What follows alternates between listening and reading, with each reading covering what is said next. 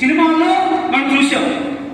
అంతేగాని అలాంటి గంజాయి, అలాంటి డ్రగ్స్, అలాంటి మాదక మత్తు పదార్థాలు ఈనాడు భారతదేశ నలుమూలలకి వ్యాపించింది, రాష్ట్రాల్లోకి వ్యాపించింది, జిల్లాల్లోకి వచ్చింది.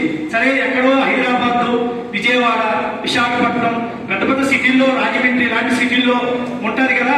మా ఆగివేడికి ఏమొస్తుంది అనుకుంటాం, ఆగివేడికి కూడా వస్తుంది, వచ్చేసింది.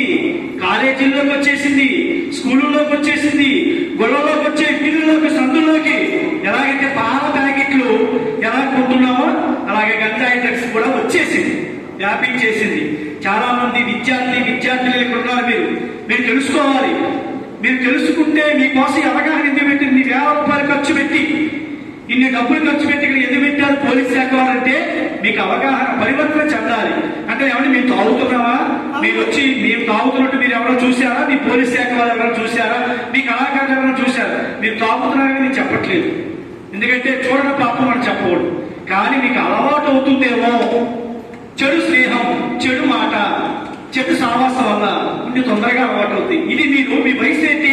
ఇప్పుడు మీరు ఏ క్లాస్ చదువుతున్నారమ్మా? చెప్పండి బాబు, మీరు చెప్పండి, ఏ క్లాస్ అమ్మా? అంటే డిగ్రీయా? డిగ్రీ. మా మీరు డిగ్రీ కదమ్మా.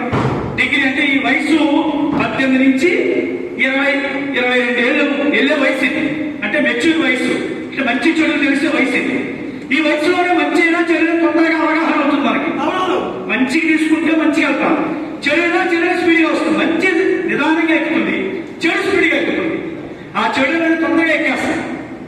అందుకనే ఇది మీకు అవగాహన అవ్వాలి. మంచి అలవాట్లు, మంచి లక్షణాలు కావాలంటాం, అంతే కదా. ఆ మంచి అలవాట్లు, మంచి లక్షణాలు మనకి కావాలంటే మనం ఏంటి?